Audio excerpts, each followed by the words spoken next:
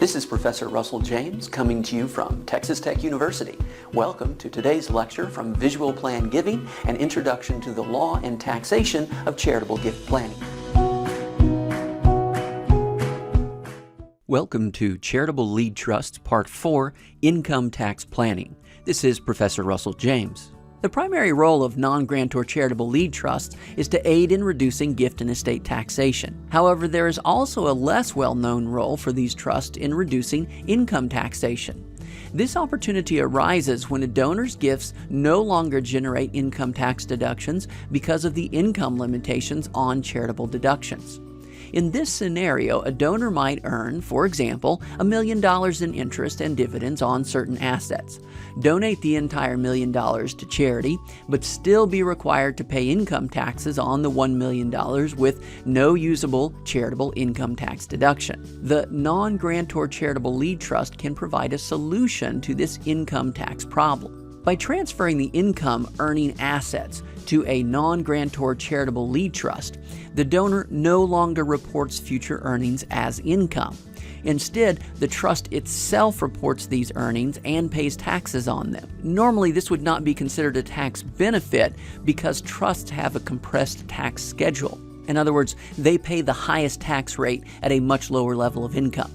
However, a non-grantor charitable lead trust can normally deduct payments to charity with no income limitations. Returning to the previous example, the donor owns assets generating $1 million in interest and dividends annually. The donor would still have to pay taxes on that income, even if she donated the entire amount to charity, because the donor's other or previous gifts have already exceeded the income limitations on charitable deductions.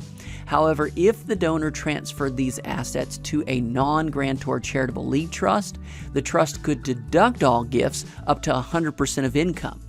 Additionally, a charitable lead trust may be written to allow distributions of any income in excess of the required annuity or unitrust amount, so that the trust would pay no income taxes regardless of the investment returns.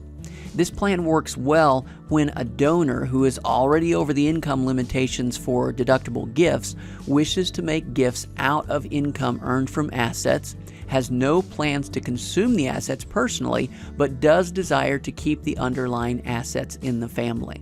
To this point, the focus has been on non-grantor charitable lead trusts. A less common type of charitable lead trust is a grantor charitable lead trust.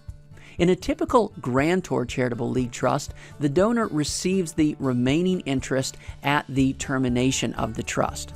Because of this, the trust is always considered to be owned by the donor.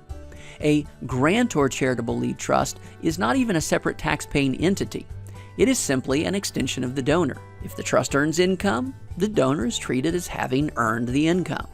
This trust is not used for estate and gift tax planning because the donor hasn't transferred anything out of his or her estate. Instead, the trust is used for income tax planning purposes. Specifically, the donor is allowed to immediately deduct the present value of the future charitable gifts funded by the trust assets.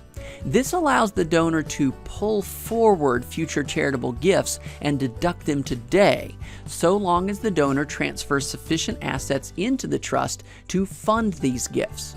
The tax deduction for transfers to grantor charitable lead trusts is limited to 30% of adjusted gross income or 20% if funded with long-term capital gain property, because the gift is considered to be, quote, for the use of, close quote, charity rather than, quote, to charity.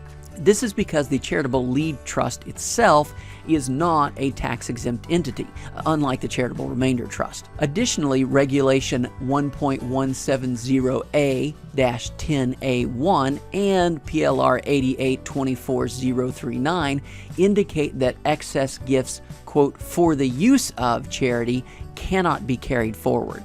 But IRS Publication 526 and PLR 2000100036 indicate that they can be. Pulling forward tax deductions for future charitable gifts is particularly useful when the donor's tax rates are high now but will be lower later.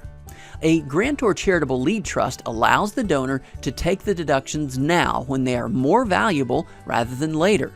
This temporarily higher tax rate may result from a spike in income, perhaps due to the sale of an appreciated asset, a Roth conversion, or some other temporary income.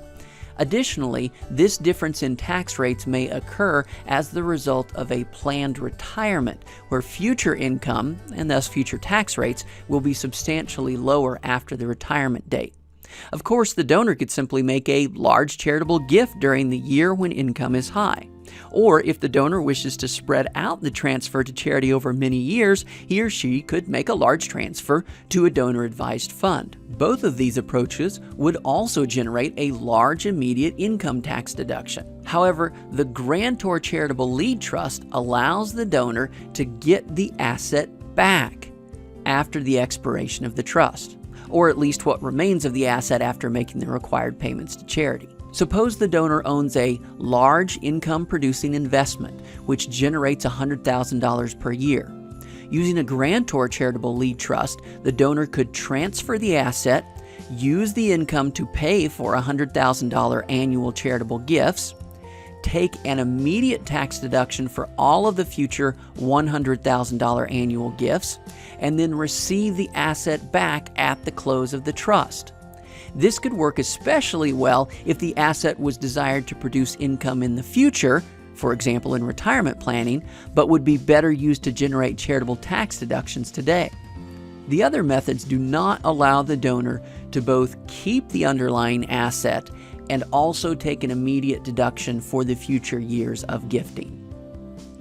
A typical grantor charitable lead trust follows the plan of the accompanying diagram because the donor retains the reversion rights. There are other rights that will also trigger this grantor trust treatment, but many violate other charitable lead trust rules, such as rules against self-dealing, and therefore eliminate the charitable lead trust treatment and the tax deduction. In rare cases, a grantor charitable lead trust may continue to exist beyond the death of the donor. This might occur where the trust is set to run for, say, 10 years, but the donor dies before the end of the 10-year period. This creates a problem because the donor can no longer be treated as the owner of the trust and taxed with the trust's income. In such cases, a grantor charitable lead trust becomes its own separate tax-paying entity. In other words, it's like a complex trust, just like a non-grantor charitable lead trust does.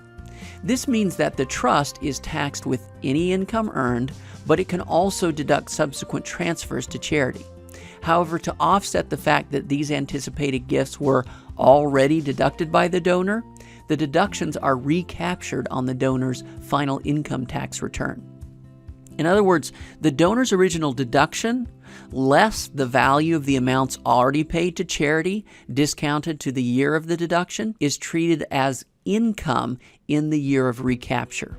This same result also occurs if the donor gives up his or her reversion rights, although the recapture will occur on the donor's tax return in the year that the rights were given up rather than on the donor's final tax return. Because the grantor charitable lead trust allows for a deduction today for transfers to be made to charity in the future, the value of the deduction depends upon the prevailing Section 7520 interest rate. The size of the deduction is much larger during lower interest rate periods than during higher interest rate periods. For example, a charitable lead trust funded to support $10,000 annual charitable gifts for the subsequent 20 years will generate a $163,514 deduction if the Section 7520 interest rate is 2%. But if the Section 7520 interest rate is 8%, the same transaction generates a deduction of only $98,181. Grantor charitable lead trusts and non-grantor charitable lead trusts have opposing tax characteristics. A grantor charitable lead trust is treated as if it is still owned by the donor. Thus, the donor receives the charitable income tax deductions, but is also taxed with the income earned by the trust. And the assets in the trust are considered to be owned by the donor for gift and estate tax purposes.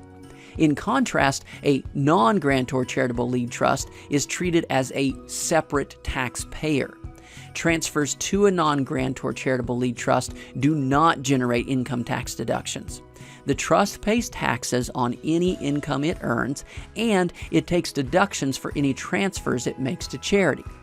Most importantly, for gift and estate tax planning purposes, any assets in a non-grantor charitable lead trust are outside of the donor's estate. Thus, the choice of the trust type will depend upon the tax goals of the donor. There is, however, a type of charitable lead trust that proposes to combine the characteristics of a grantor and non-grantor trust. A, quote, defective grantor trust, or, quote, super grantor trust, or, quote, super trust, purports to create a charitable lead trust where the donor may take an immediate tax deduction for future charitable gifts from the trust, pay taxes on any income earned by the trust, but the trust assets will not be included in the donor's estate. Thus, the estate and gift tax results are the same as with any non-grantor charitable lead trust, but the donor is actually able to take a personal income tax deduction as if it were a grantor charitable lead trust. The explanation for this result relates to a slight inconsistency in the tax code.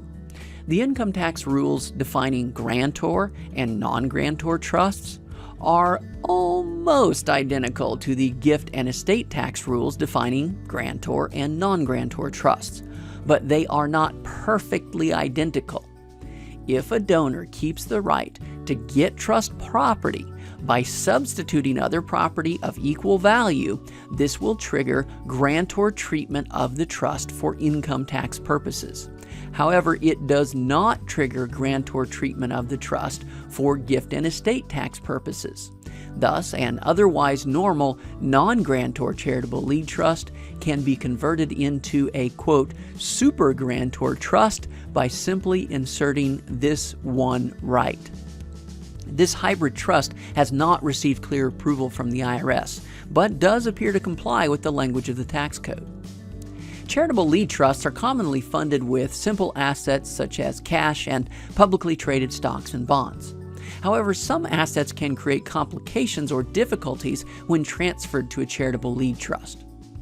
Although charitable lead trusts are not private foundations, they are required to follow the private foundation rules against self-dealing, taxable expenditures, jeopardizing investments, and excess business holdings. Failing to follow these rules will result in the trust being disqualified as a charitable lead trust. For example, the trust may not indefinitely hold too much ownership in a single business entity. No more than 20% ownership by the trust and all disqualified persons combined, unless the trust ownership is 2% or less. However, the trust may hold unlimited ownership in a business gifted to the trust for up to 5 years before it must sell the asset. Consequently, if a charitable lead trust is established for a term of 5 years or less, it will not violate this rule. Another rule is that the donor may not transfer property to the trust with debt that is less than 10 years old because such transfers constitute self-dealing. Also, the trust may not hold assets that are so risky as to jeopardize the charitable purposes of the trust. These rules are covered in detail in the lectures on private foundations. Unrelated business income arises when a trust owns business interests in a form that generates ordinary income, such as a sole proprietorship, a partnership, or limited partnership interest, where the limited partnership is actively managing a business operation and is not simply collecting passive income from investments. In a charitable remainder trust, unrelated business income results in a harsh 100% excise tax. No such excise tax applies to charitable lead trusts, allowing them to receive unrelated business income. When the trust is a grantor charitable lead trust, any such income is simply attributed to the donor and treated as if it had been received directly by the donor. However, special rules apply if a non-grantor charitable lead trust receives unrelated business income. In this case, a non-grantor charitable lead trust may deduct only 50% of this income when it is given to a public charity, or 30% when it is given to a private foundation. This means that the trust cannot escape paying at least 50% or 70% of the unrelated business income tax, regardless of its charitable distributions. Why should such a rule exist? The idea of having an unrelated business income tax is that nonprofits should not be able to outcompete for-profits in non-charitable commercial enterprises, simply because nonprofits pay no taxes. This would be unfair for regular businesses and would have a negative effect on tax revenues based upon regular commercial activity. If a non-grantor charitable lead trust were allowed to operate a business and pay no tax on the earnings, because earnings were 100% distributed to a charity and resulted in 100% tax deduction, the result would be the same as charging no unrelated business income tax. To avoid this result, contributions of unrelated business income are not fully deductible. As a result, a non-grantor charitable lead trust must pay some unrelated business income tax, even if all unrelated business income is donated to a charity. Note that the trust's ownership of a limited partnership interest will not generate unrelated business income if the limited partnership does not engage in the active management of a business, but simply holds passive investments and collects income from them. Thus, if a donor was using a limited partnership holding passive investments for the purpose of obtaining a valuation discount for estate tax purposes, such interest could be gifted to a charitable lead trust. Subchapter S corporation shares are most commonly held by people. These shares may not be held by another corporation, a partnership, or a charitable remainder trust. Doing so will cause the corporation to lose its Subchapter S status and instead become a Subchapter C corporation. It is perfectly acceptable for a grantor charitable lead trust to hold such shares because the trust is treated for tax purposes as being owned by the donor. Similarly, the hybrid super grantor trust is also treated as a grantor trust for income tax purposes and could also hold Subchapter S corporation shares. This is not the case, however, if the shares are held by a non-grantor charitable lead trust. The non-grantor charitable lead trust is a separate taxpayer from the donor. Because the trust is not a person, its ownership of Subchapter S corporation shares is not permitted under the Subchapter S corporation rules. There is one exception that permits a non-grantor charitable lead trust to own such shares. This arises if the trust chooses to make an ESBT, for electing small business trusts, election. Such an election is usually undesirable for the non-grantor charitable lead trust, as any income earned from the shares may not be deducted as a charitable gift when transferred to charity. Charitable lead trusts can be complex vehicles, certainly much more complex than presented in this brief lecture, but this complexity should not prevent advisors and fundraisers from being familiar with their potentially dramatic tax benefits. Although relatively rare, these trusts represent a significant share of assets held in split interest charitable trusts and an even larger share of actual charitable distributions made from such trusts. This has been Charitable Lead Trusts Part 4, Income Tax Planning.